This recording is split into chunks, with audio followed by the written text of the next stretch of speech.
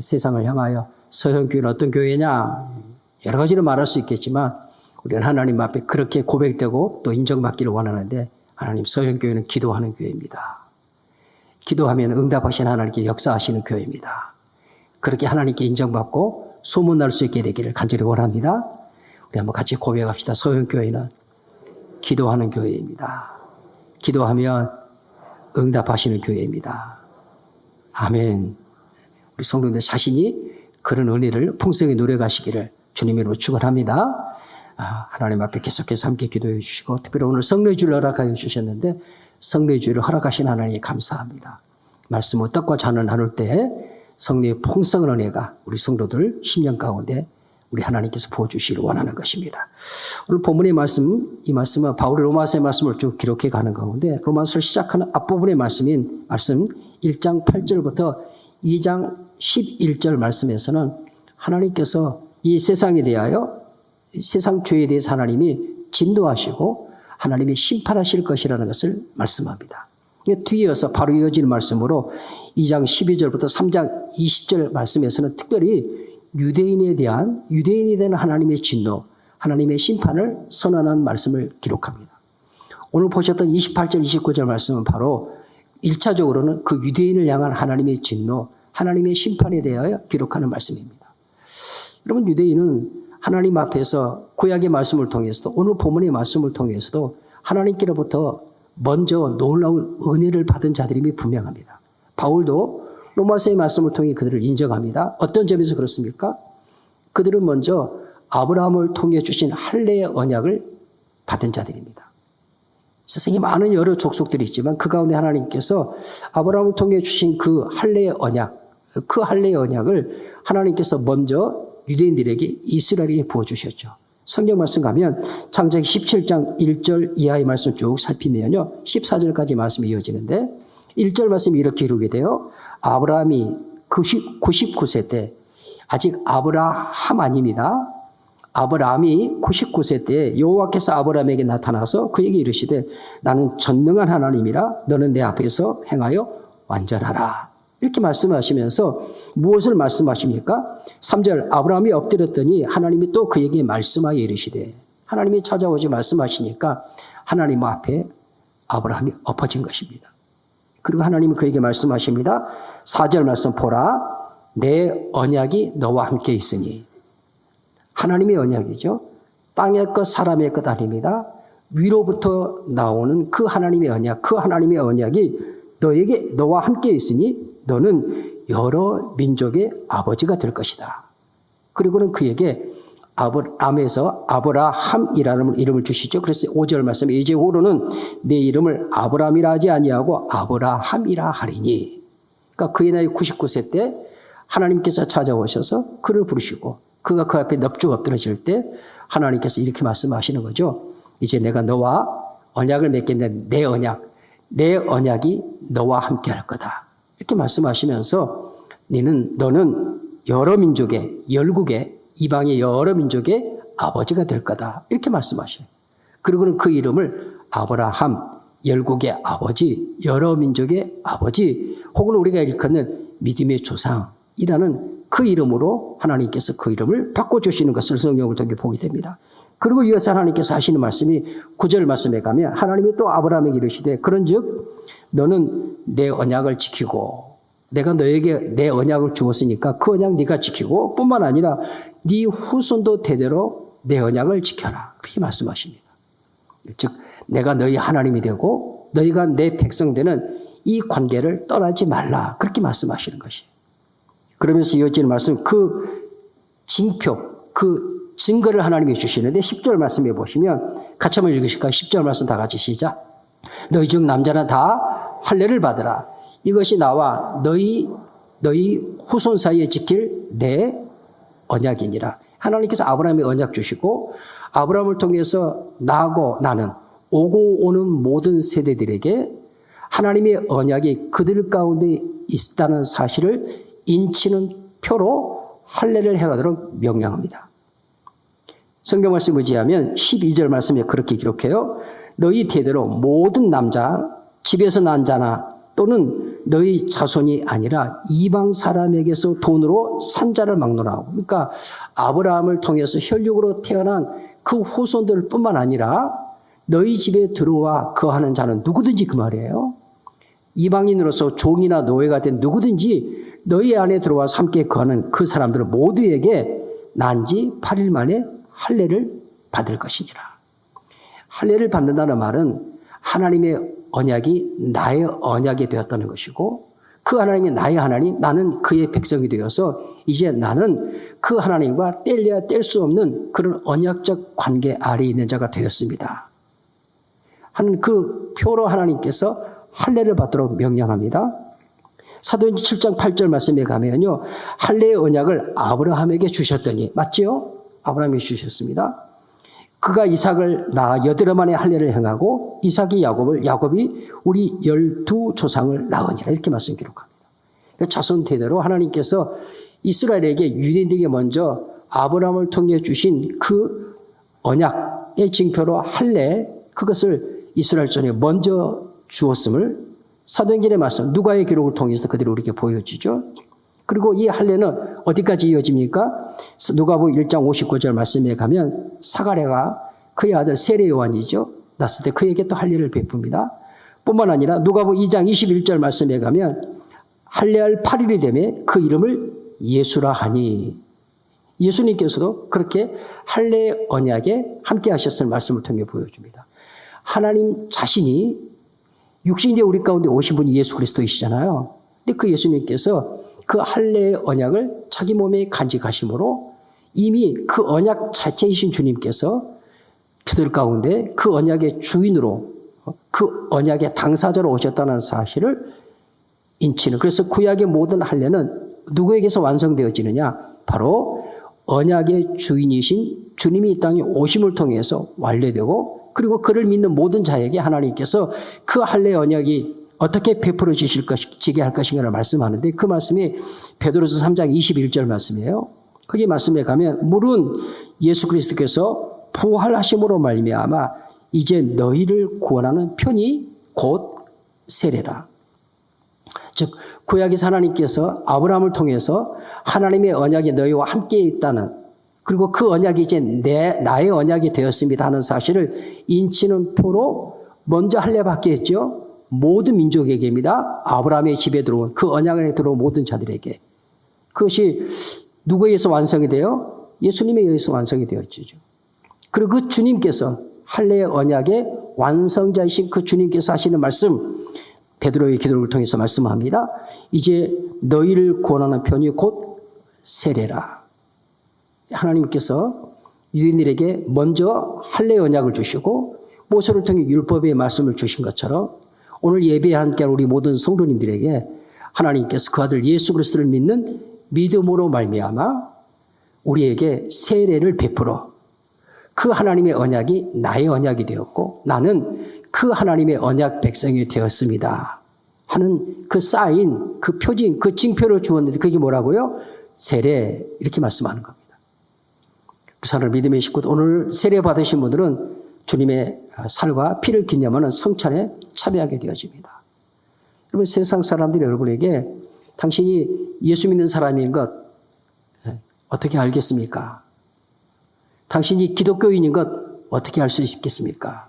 그렇게 말할 때 여러분, 무엇으로서 여러분이 그리스도인인 것을, 나는 예수 믿는 사람입니다 하는 것을 무엇으로서 나타내 보이시겠습니까? 뭐 보여주시겠습니까?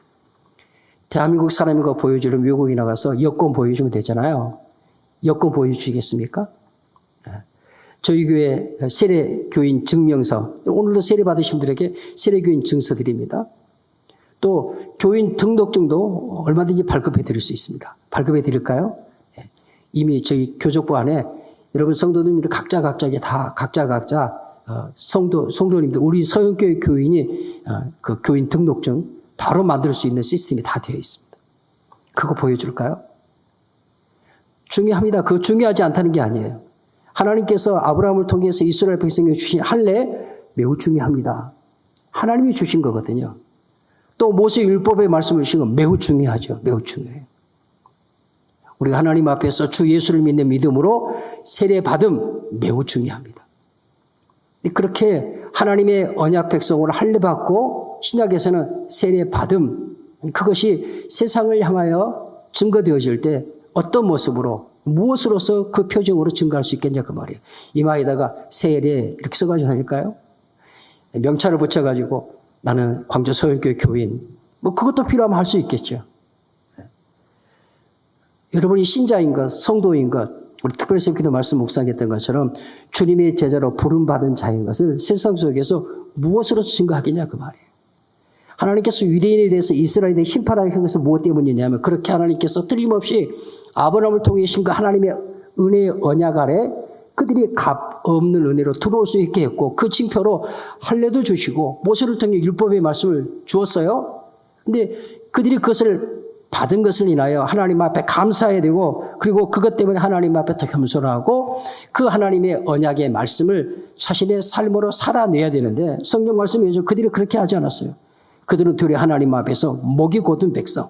성경 말씀이 기록하고 있는 것처럼 그들은 하나님 앞에서 하나님의 제사장 나라가 되고 그들을 통해서 하나님께서 하나님이 어떤 분인가를 하나님을 알지 못하는 많은 민족들이 증거하기를 원하셨거든요. 그래서 하나님께서 그들을 하나님이 주권적으로 하나님의 은혜의 언약 안으로 그들을 부르신 것이에요. 그러나 그들이 신명기 10장 12절 16절 이하의 말씀에 가면 그들이 이렇게 행합니다. 성경 말씀 16절 말씀에 가면 그러므로 너희는 마음의 할례를 행하고 다시는 목을 곧게 하지 말지니라. 19절 말씀에 너희는 나그네를 사랑하라. 전에 너희도 애굽 땅에서 나그네가 되었습니다. 네 하나님 여호와를 경외하며 그를 섬기며 그에게 의지하고 그의 이름으로 맹세하라. 너희들이 진짜 할례 받은 자들이면 그리고 할례를 통해서 하나님의 언약을 너의 언약으로 받은 자들이면 너희는 나그네를 사랑하는 삶 살아. 이렇게 말씀하시는 겁니다. 너희도 전에 애굽 땅에서 종으로 나그네로 지냈지 않느냐. 그러니 그 나그네로 지내는 자들을 사랑하는 삶을 살아라. 이렇게 말씀하신 거예요. 그 약속, 할례 언약 속에는 무엇이 들어있어요? 나그네를 사랑하는 삶, 소외된 자, 버려진 자, 그리고 눈물 흘리는 자, 그들을 사랑하는 삶을 살아라. 그렇게 말씀하신 거예요. 뿐만 아니라 그들이 하나님을 경외하고 하나님을 섬기고 하나님을 의지하는 삶을 살아라. 그렇게 말씀하십니다. 그래서 하나님께서 그들에게 할례를 주신 거예요. 그들을 하나님의 언약 백성으로 삼으신 거예요. 그런데 이스라엘은 그렇게 하지 않았어요.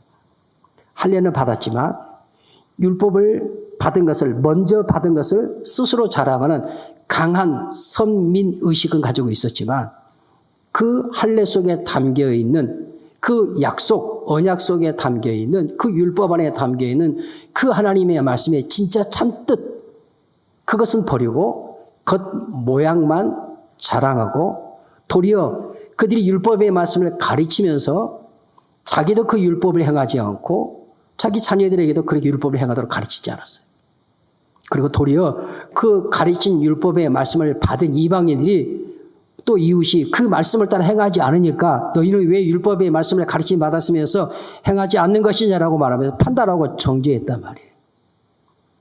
하나님께서 이런 이스라엘 백성을 보시고 그들이 먼저 하나님의 은혜를 입은 자들임에도 불구하고 그 은혜 안에 담겨있는 그 하나님의 은총을 먼저 누리는 것이고 하나님 앞에 감사 하나님을 경외하는 것이 아니라 도리어 하나님 앞에 목이 뻣뻣한 목이 곧은 그 말은 교만한 백성이 되었다 그 말이에요. 하나님의 말씀을 멀리하는 나그네를 사랑하는 삶을 살아. 그랬는데 나그네를 박대했어요. 나그네의 눈물을 코를 쏙 빼게 만드는 이런 삶을 살았단 말이에요. 눌린 자, 약한 자, 언약이 하나님의 사랑이 하나님 그 사랑이 하나님 나타내 이렇게 말씀했는데 그 하나님 나타내지 않았다는 거예요. 그러니 하나님께서 너희들이 먼저 할례와 율법을 받았어도 그 율법의 말씀을 그 언약 안에 담겨있는 그 하나님의 사랑을 너희가 행하지 아니하였으니 너희는 하나님의 진노와 심판을 받을 수밖에 없다 이렇게 말씀하시는 겁니다. 구약 백성에게만 그럴까요? 오늘 우리도 마찬가지입니다. 말씀드렸죠. 무엇이 우리가 세례 교인 하나님의 자녀의 것을 세상에 내어놓을 수 있는 그 증거가 되냐고요. 신분증, 교인 신분증, 그것도 중요한데 그것으로 충분히 하진 않아요. 나 세례 받았어. 광주 서영교회에서. 중요합니다. 중요해요. 내가 하나님의 말씀에서 성경을 알아.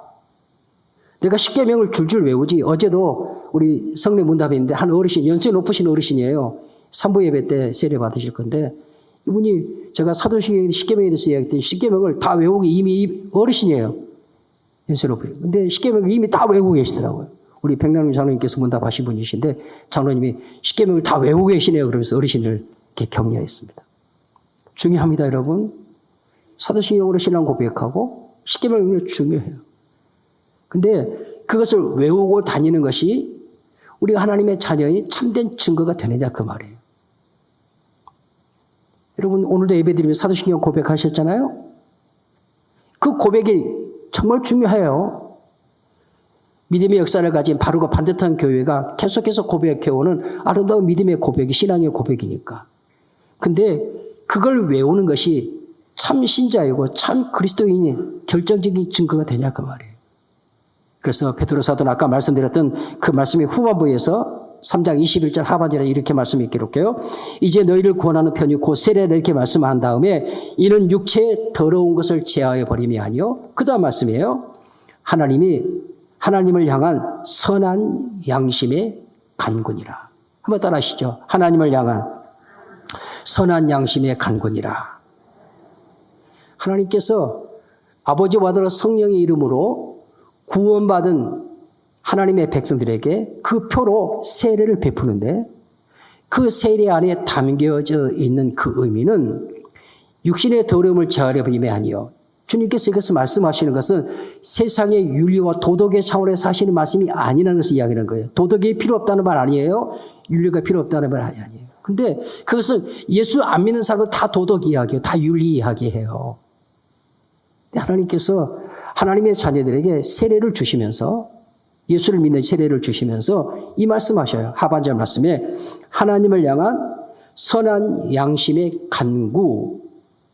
즉 다시 말하면 세례 받았다는 것은 하나님께서 이제 너희 안에 계셔서 너희에게 소원을 두고 그 소원을 이루기를 원하시는 하나님의 뜻. 그것을 너희 안에 두었다 이렇게 말씀하셔요. 그래서 말씀 속에서 하나님을 향한 선한 양심의 간군이라고 말할 때 그 구절에서 무엇이 주격이냐면요. 하나님 양심, 선한 양심 이거 있는데 간구라는 단어가 주격으로 쓰였어요. 주어의 역할하는 단어로 쓰였다 그 말이에요. 무엇이 중심 단위인 걸 볼 수 있죠.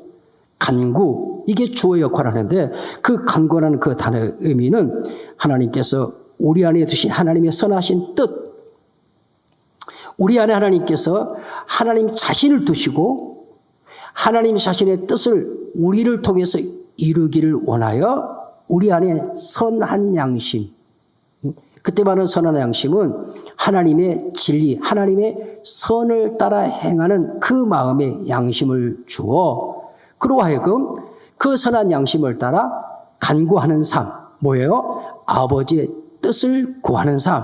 이게 주어 역할을 한다니까요. 아버지의 뜻을 이루는 삶을 살 수 있도록 우리 안에 하나님께서 은혜를 부어주셨느니라 그 말씀이에요.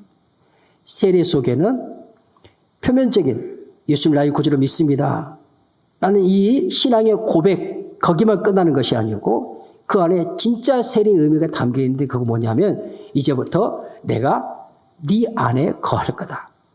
그냥 거하는 것이 아니라 네 안에 거하여 너 안에 선한 양심을 창조하고 그 선한 양심을 따라서 하나님의 기뻐하신 뜻을 이루는 삶을 살 수 있게 할 거야.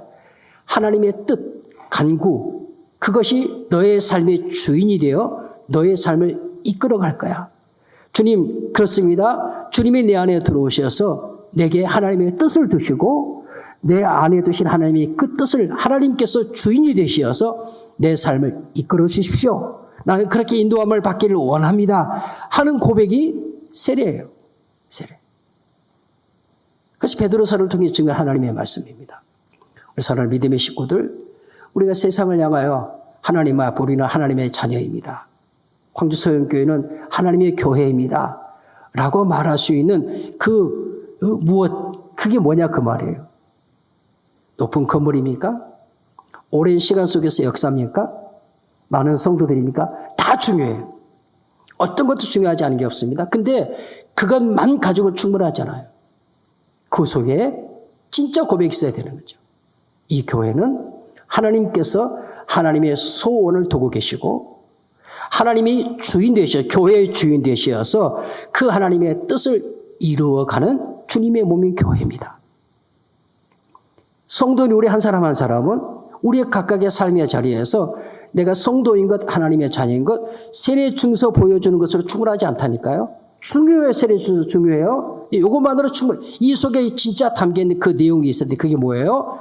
나는 하나님이 내 안에 거하셔서 내 안에 선한 양심, 곧 하나님의 뜻을 따라 행할 수 있는 그 선한 양심을 창조하시고 그 선한 양심을 따라 살아가도록 지음받은 하나님의 사람입니다.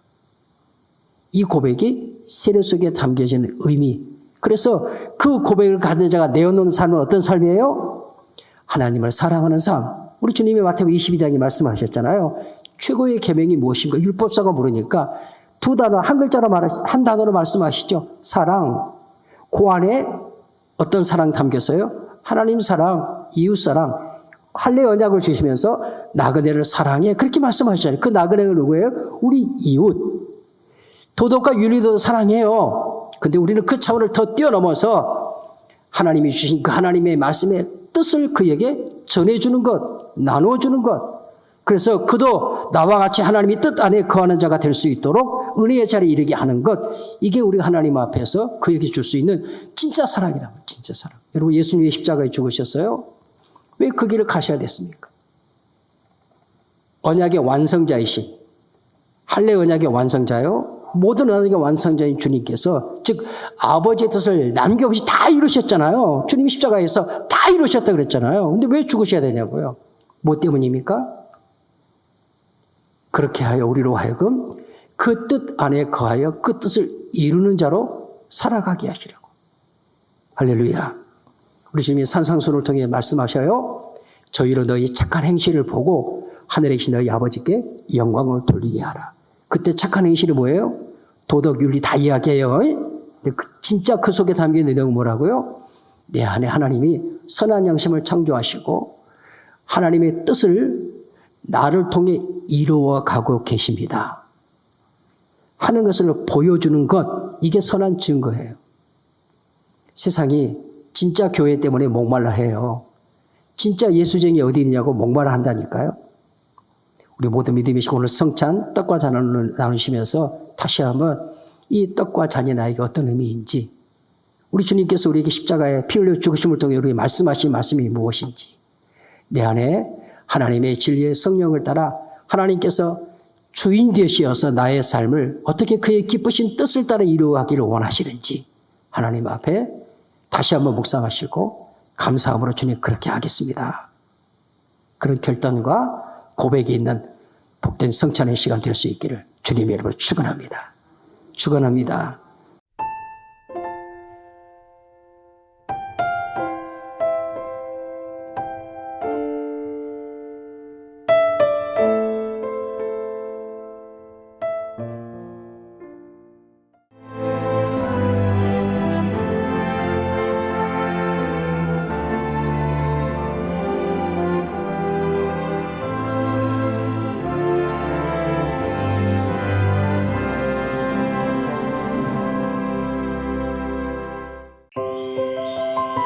여기 대한민국 사람 누구나 사랑하는 섬이 있습니다.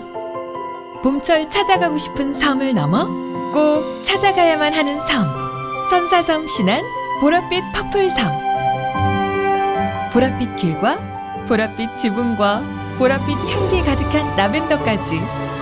보라, 세상의 모든 보랏빛을 만나시라.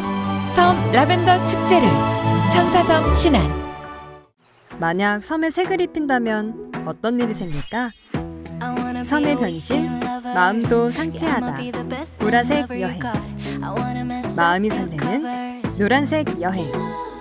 내 마음에 주는 선물, 주홍색 여행. 또 다른 나를 발견하는 행복 여행. 신안군.